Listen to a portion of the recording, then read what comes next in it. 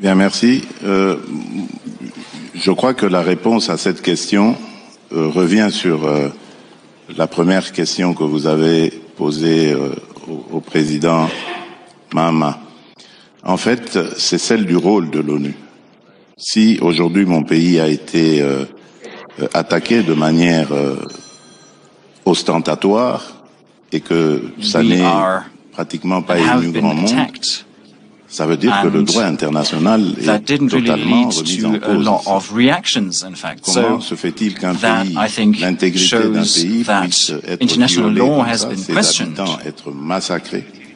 How come integrity of a country has been attacked, that people is being massacred without another country being held accountable for that?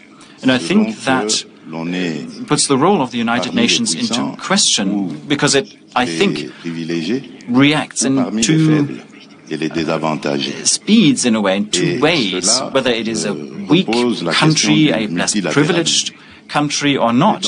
And I think that very much puts multilateralism into question.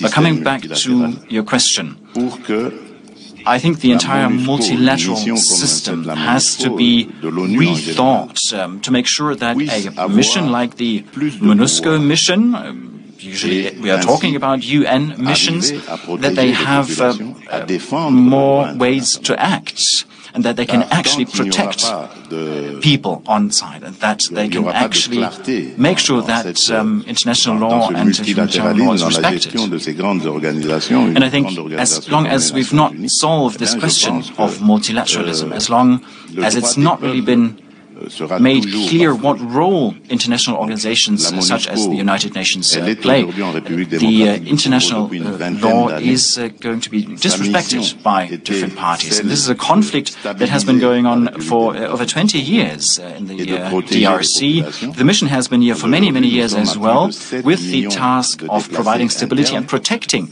the people. Today, over 7 million people have been displaced in the DRC, internally displaced, and that is also due to the most recent actions taken by Rwanda. Rwanda has repeatedly provoked such situations for many years, and there have not been any countermeasures taken, no measures taken to ascertain the territorial integrity of the DRC. And that, of course, leads to reactions, and other countries might use that as a role model. It's a precedent that is created.